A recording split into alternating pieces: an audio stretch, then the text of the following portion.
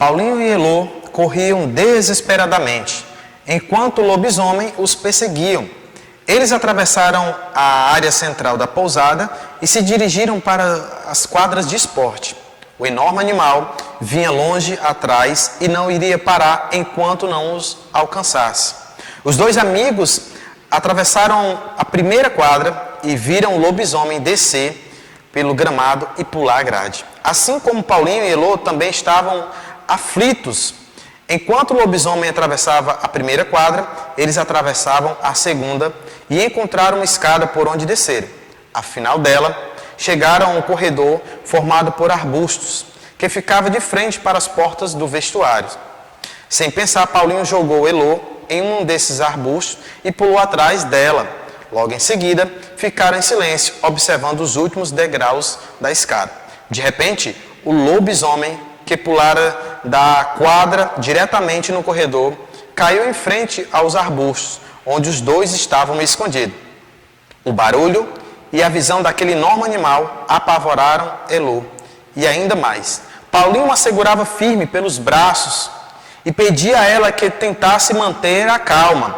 O lobisomem farejava o chão e emitia um som apavorante. Sua boca tinha dentes grandes e pontiagudos. Seus olhos, amarelos e brilhantes, observavam tudo e em todas as direções. Ao chegar às escadas, a fera subiu rapidamente e por ela não retornou. Paulinho e Elô aguardaram um pouco antes de saírem dos arbustos. Olá, galera, beleza com vocês? Professor Jairo chegando para mais uma aula. Você viu que eu li um trecho sobre o terrível lobisomem no livro A Colônia do Medo. É o nosso livro que nós estamos lendo nesse momento. É um livro fantástico que fala sobre o suspense, traz suspense, medo, terror. E são personagens que fazem a diferença, né? Eles conseguem trazer uma interação e que você continua lendo capítulo após capítulo.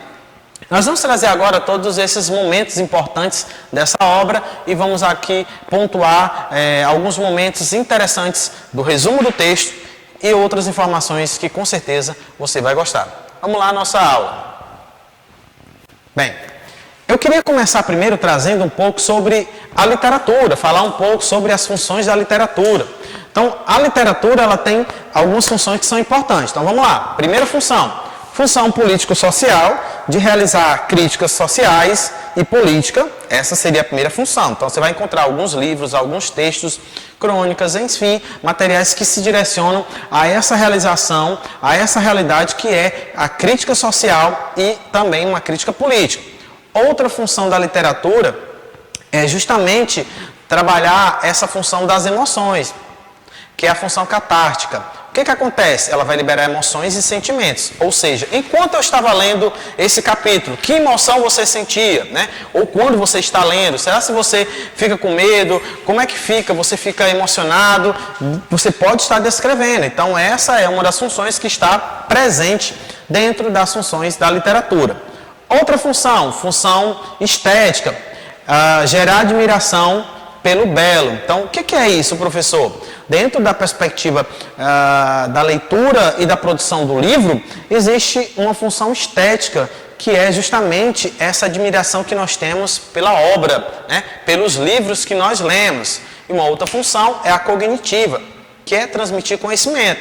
Então, nós estamos lendo um livro que fala de uma história de várias adolescentes, crianças em fase de transição, que vão para um local, que esse local é uma colônia de férias e lá acontece a colônia do medo, né? Então, eles passam por várias situações. Então, nessa função cognitiva, nós estamos aqui na ideia da transmissão de conhecimento. Então, nós estamos aprendendo que esse é um livro de literatura infanto-juvenil, que é um livro que traz essa perspectiva literária voltada para o lúdico e também para entreter e relaxar o leitor. Percebam que o livro tem sim essas qualidades e elas são importantes e nós precisamos do livro para esses momentos. Não tem o mesmo efeito a leitura de um livro para um filme e para uma série, vai ter diferença, tá? São emoções diferentes. Então, no livro você tem essa capacidade de ler e você vai imaginando cada cena, o autor te direciona, tá? O autor do livro te dá uma direção de como você vai pensar. Então aqui, no início da leitura, eu falei aqui sobre o ambiente, né? Na hora que eu estava lendo o ambiente, onde o lobisomem estava, onde os personagens estavam, e aí você vai imaginando. Então o bom de um livro é ter essa relação. Então vamos lá. Pontos importantes sobre a literatura. A literatura é uma arte produzida com palavras. Literatura está presente em todas as civilizações, das mais antigas tribos até no cotidiano das grandes cidades contemporâneas. Seja nos livros clássicos, seja nos muros das capitais, manifestações verbais podem ser consideradas expressões literárias. Tá? A literatura na sociedade atual não ocupa o seu lugar de destaque, infelizmente. Isso deve ao fato do uso do computador e da televisão.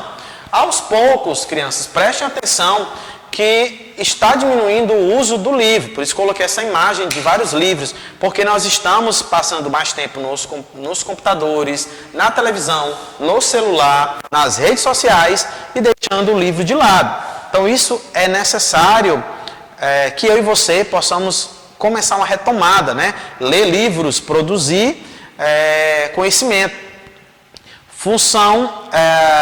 A função estética, como eu tinha falado, ela vai se referir à sensação que o consumidor tem de determinado produto durante o período de uso. Então a gente está falando aqui justamente dessa questão dessa obra. Então, quando eu tenho um livro, eu preciso consumir aquele livro lendo com qualidade, marcando o livro, destacando os personagens, fazendo o resumo do livro, para que eu tenha um conhecimento acerca dele. Pontos importantes sobre a obra. O que tem de importante nessa obra? Nós estamos quase na reta final desse livro. Um livro que prende os leitores e faz com que todos possam se envolver com a trama. Um livro que busca diretamente uma relação com os leitores. O autor buscou criar uma relação de aproximação com cada um de nós, né? Então a gente percebe isso no seu texto. Um livro que revela uma relação de amizade entre os personagens na busca por solucionar um problema. Um grupo que consegue realizar com facilidade reuniões, criam amizades baseadas no que todos estão vivenciando. O autor consegue repassar para a sua obra a ideia da literatura sobre o medo, o suspense e o terror. O autor buscou, de forma clara, criar personagens, tempo e situações em sua obra. Aqui a gente vai encontrar também, nesse capítulo, que Paulinho e Elô corriam desesperadamente enquanto lobisomens o perseguiam. Tá? A gente também vai encontrar, nesse capítulo, eles perceberam que o lobisomem não estava mais naquele local. Os dois saíram do local em busca de um abrigo, né? E aí a gente vai perceber dentro do texto que eles ficaram trêmulos, mas mesmo assim eles conseguiram entrar em um local, se esconder em umas caixas. E aí Elô se fortalece e ela começa a desafiar o lobisomem. E de repente aquele lobisomem desaparece, né? Ali na hora, no momento exato, ela consegue essa fortaleza, porque ela estava com muito medo. E aí ele some, novamente se transforma naquele homem e ele desaparece. Você vai continuar lendo para que você possa adquirir maiores informações sobre essa obra. Eu vou ficando por aqui, um forte abraço para vocês e não deixem de ler o seu livro A Colônia do Medo. Até o próximo encontro.